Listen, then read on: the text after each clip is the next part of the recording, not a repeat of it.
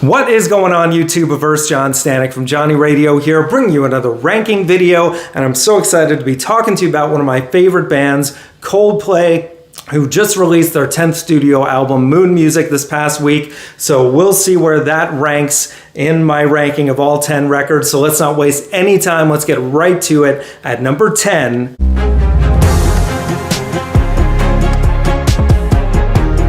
Moon Music. Had to do it. And you know, I have to say right off the bat, 2024 has just been a disappointing year for some of my favorite musicians of all time. Pearl Jam with their worst record, Ray LaMontagne also, now Coldplay following suit. I don't know what to say, but this record, to me, it's just like corporate Coldplay is the way I would describe it. It's like, it almost feels like them doing a caricature of themselves over the last 10 years, which already is not the best version of Coldplay. And now it's them with, it just feels like even the songs that have good grooves to them, like Good Feeling and Eterna, they feel like music that you would hear like in a department store at the mall. And like he also uses this chipmunk voice on the chorus of Good Feeling that I can't stand. Like every song has something about it that just rubs me the wrong way. Like even All My Love, which is a good song,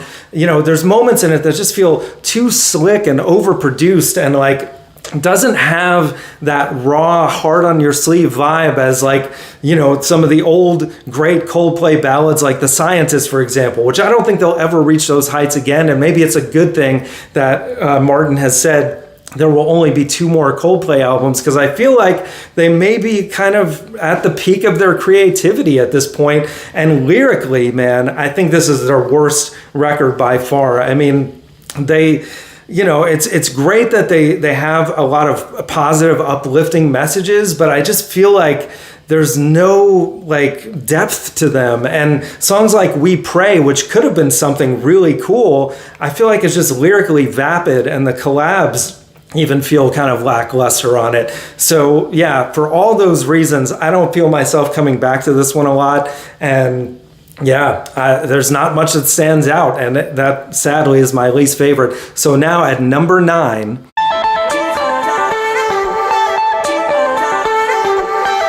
A Head Full of Dreams from 2015. This was the first Coldplay record that really disappointed me at the time. And as time has gone by, there's been 1 or 2 songs that have kind of grown on me, like Adventure of a Lifetime, I think works really well in a live setting. And, you know, it has that fun kind of disco vibe to it, but it's still not one of my favorite Coldplay songs by any means.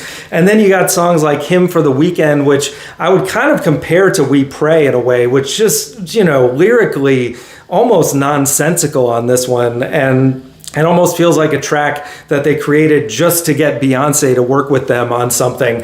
And, you know, it's just so much like dead space in this record. Even the closer, Up and Up, which some people love that song, I just feel like there's not much to it. Yeah, it's one that still, the more I think about it, it's almost tied for last place, but it's 1 step above just for Adventure of a Lifetime. And yeah, that's my number 9. So now at number 8,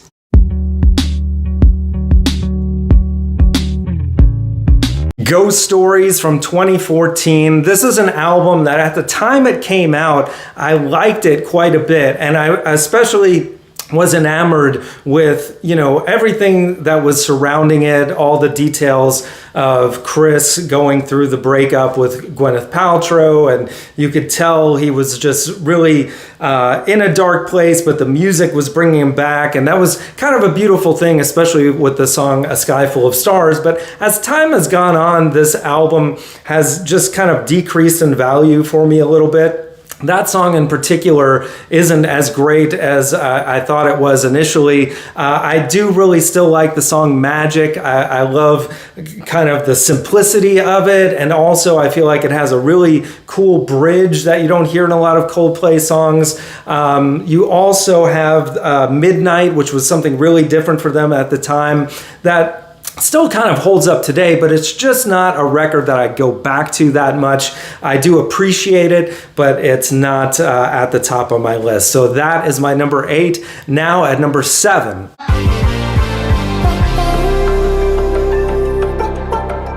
Music of the Spheres. A lot of people would have this lower on your list, and I understand why. I mean, comparatively, it is very similar to Moon Music, and obviously Moon Music ripped off a lot of stuff from this record. It's almost like a continuation or a sequel to it in a way. Like Feels Like I'm Falling in Love, I failed to mention earlier, just feels like a carbon copy of Higher Power, but just not as good. And I actually quite like Higher Power. It's a song that, it felt a little commercial, but there's something about it that's just very catchy and fun. But for me, what really does it with Music of the Spheres is the closing track, Coloratura. I think is one of their best songs of their entire career. Just amazing 10 plus minute epic song that runs the gamut from rock to just spacey to beautiful, celestial. At times, it almost reminds me of the music from La La Land, which to me is a good thing. I love Justin Hurwitz's music, but there's just something about that song that makes me not hate this record. And there's definitely some low points as well, like Beautiful, I think is terrible, hence the chipmunk voice again. But there's some other shining moments here. It's got a little bit of everything that, there's some rocky moments, there's some cool moments that just go in different directions. So there's always something, and it doesn't overstay its welcome either. So Music of the Spheres, I think, is given a really bad rap, but I think it's not quite as bad as people make it out to be. But hey, time will tell. Maybe it will go lower in the future, but for now, that's a solid 7 for me. So now at number 6.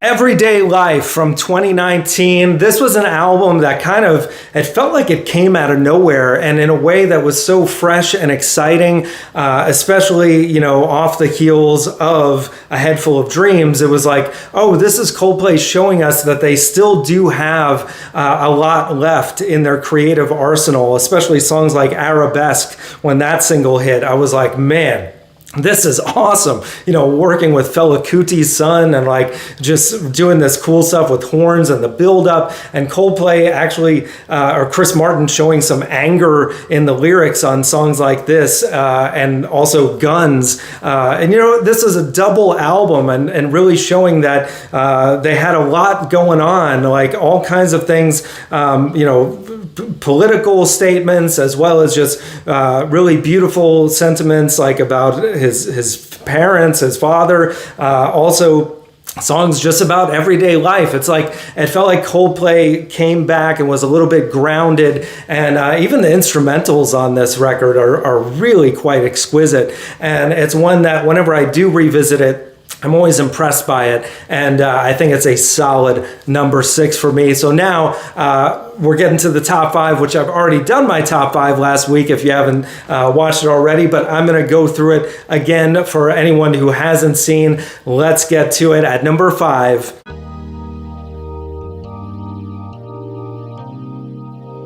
X and Y from 2005, solid album all the way through. And while Coldplay themselves would say this is not their best effort, I mean, just for Fix You alone, which is one of their greatest tracks, and just like quintessential Coldplay. It also has some real gems on here as well, like Low and Swallowed by the Sea, the Twisted Logic, some really cool rockers on here. And then, of course, you've even got the track that comes at the end that was written for Johnny Cash.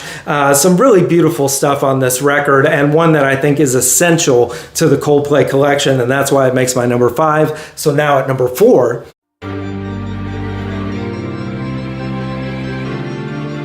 Milo Xyloto, yeah, you gotta love this one as well. I mean, songs like Paradise and Charlie Brown and Up in Flames, like a bunch of gems on this thing. Like one of my favorite rockers by them, Major Minus, a really underrated track.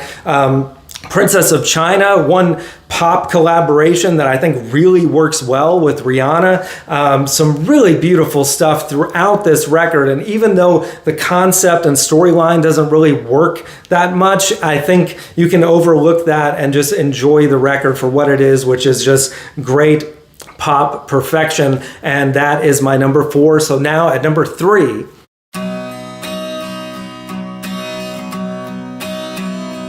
Parachutes, the debut album that started it all from 2000. Man, I mean, come on. Just for Yellow and Trouble alone, just 2 of their all-time greatest tracks. But surrounding it, I mean, the opener, Don't Panic, is beautiful. And then you've got Shiver and Spies and Sparks. And man, every single song on here has something to offer, even though the second half starts to get a little slow. A lot of the songs are a little slower paced, but even so, it's just, you show the seeds of what Coldplay was going to be. And just as I mentioned earlier, just that kind of hard on your sleeve earnestness in Chris Martin's vocals and delivery. It's really something beautiful to behold. And that's just my number 3. So now at number 2,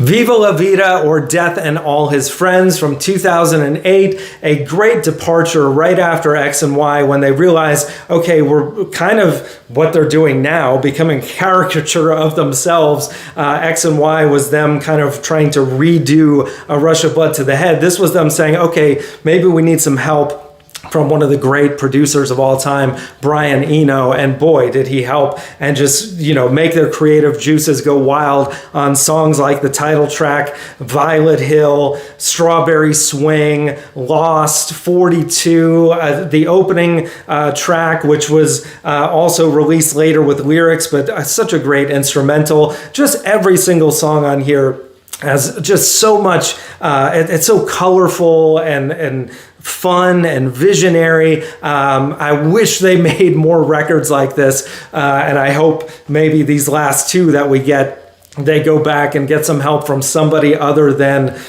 corporate style record producers. But we'll see. So now at number 1,